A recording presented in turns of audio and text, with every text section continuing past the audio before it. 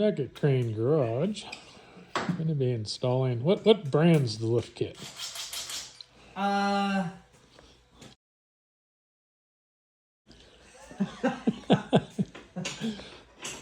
So it must be see no evil, hear no evil. Oh man, that's gonna be hard to reach. I'm gonna have to break that. I can't get my gun up in there. But there she is, front and back. Well, we just got a inexpensive 2-inch lift kit off of the internet. I think it was off of eBay. Like I say, there's a high lifter and the super ATV lifts, but they're $200. We paid $40 for this one, so it looks the same build quality.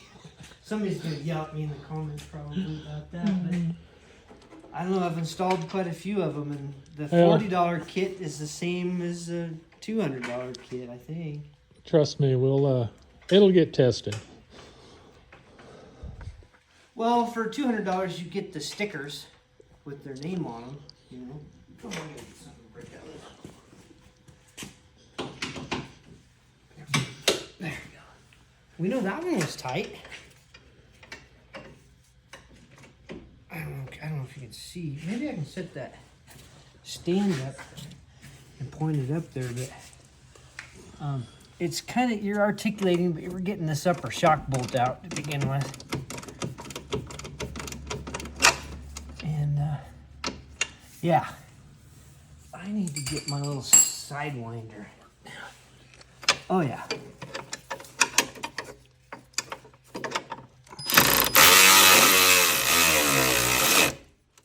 There must be some banged up threads.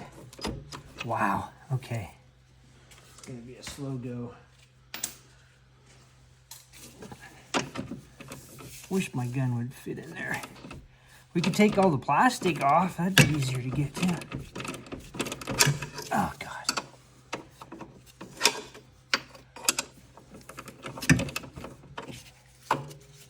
Come on, get my wrench. What in the world?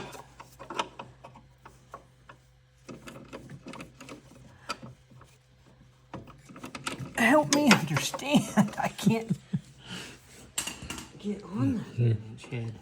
Or a 17mm head.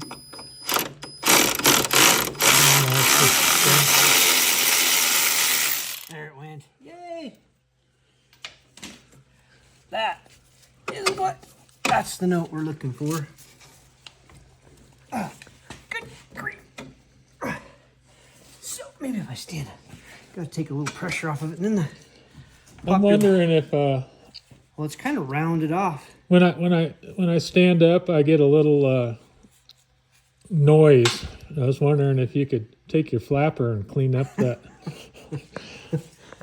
knee a little bit, or just inject some of that graphite in there. That might work. Or some copper. All right, well, we're gonna wipe the mud off of this. Here we go. We can point it just a little bit. All right, so this is where our bolt just came out of. You can see why it's hard to get up in there, but we're gonna wipe the mud off of this and install one of our front 2-inch lifts, bracket things. Oh, and then it lit up. That's good. All right. Yeah, it's even its own shop light. So I'm thinking they put that notch in there. If you think you're going to be able to read the directions on this, you're highly mistaken. But I know it doesn't go out there because it looks like there's kind of a lip. Now there's a lip on both sides. Maybe that's what the washers are for. That spaces it out like that. Where does our shock most likely go? Shock most likely actually likes to rest a little bit forward, so that's what we'll do. But yeah, because it won't make any difference. I'd rather go there. And I'd rather go there. For sure. How about our spacers? Our spacer is meant to go between that and that. Slot goes to the inside of the frame. Yeah, and we gotta sand our spacers just a tiny bit, but not much. Well, that one I don't have to. So that's how that one's gonna go. It's just like that. So the way I'm orientating this is the slot goes to the back, and this is the upper side.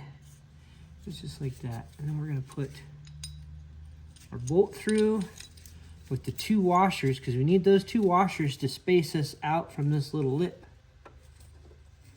So that's what we're shooting for there.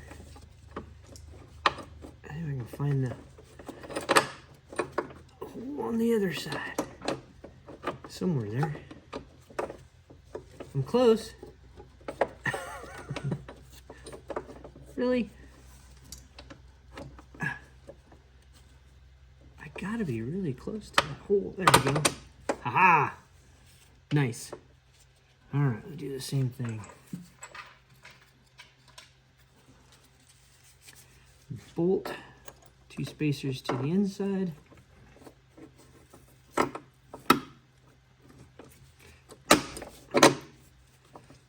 And see if we can...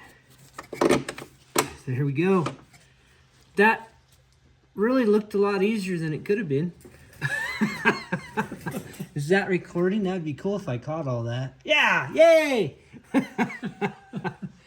Now we can do our shock. And we're going to do the same thing. We're going to... Don't need any washers or spacers on this one.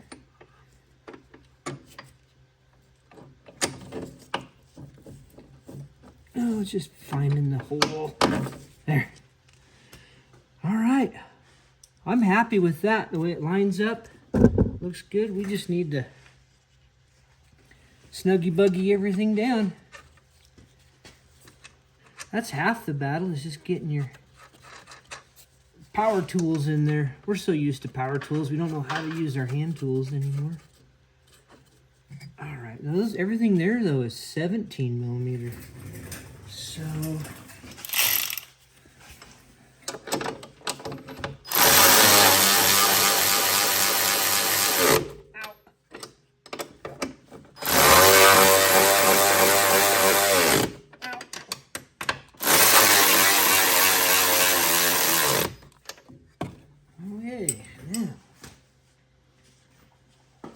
torque these to 45 foot-pounds. That way we know we got them tight, because that little wrench, it doesn't have enough oomph in it.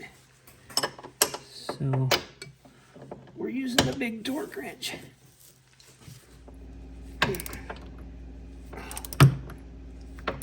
Got it. It's a good idea to torque all this stuff just to get all the squish out of everything.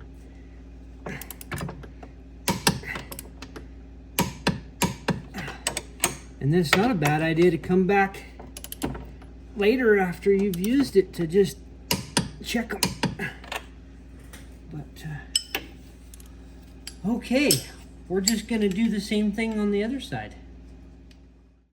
Okay, we're not going to use the sway bar mounting brackets on this kit, or that came in this kit, because we removed the sway bar because the sway bars on these models just keep breaking.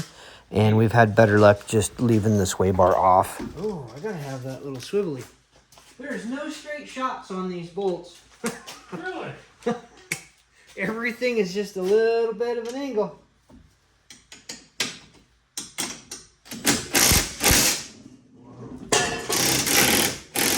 Uh-oh, that was our snow shovel. That was my frying pan. Oh no! Yeah, that's right.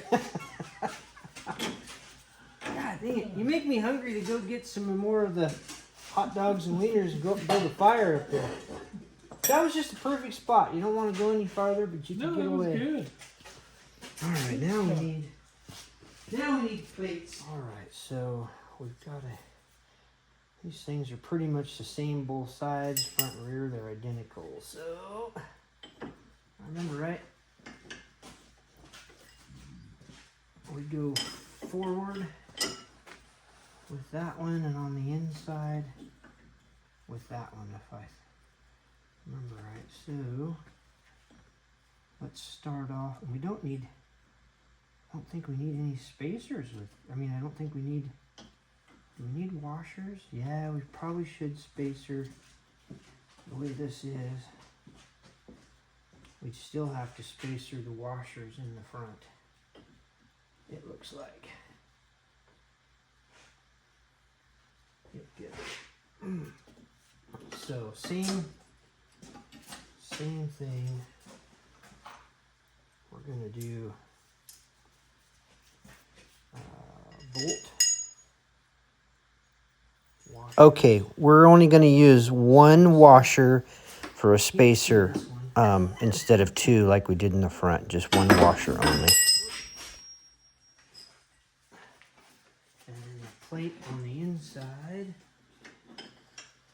And then slide the spacer in there. But it's kind of collapsed a little bit. But nope, that's the way to do it.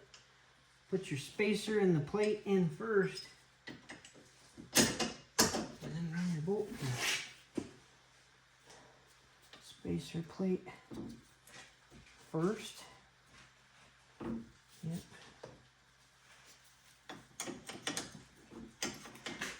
That really is the way to do it.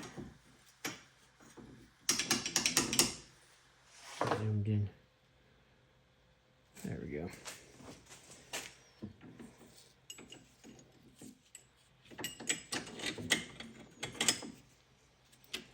And to me, that fits that shock a lot better.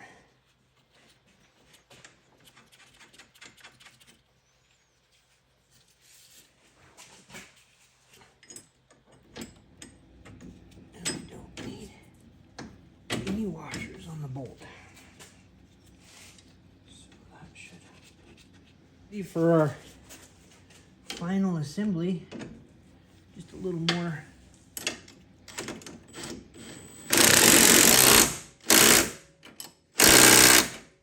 everything's going south, vibrating all over.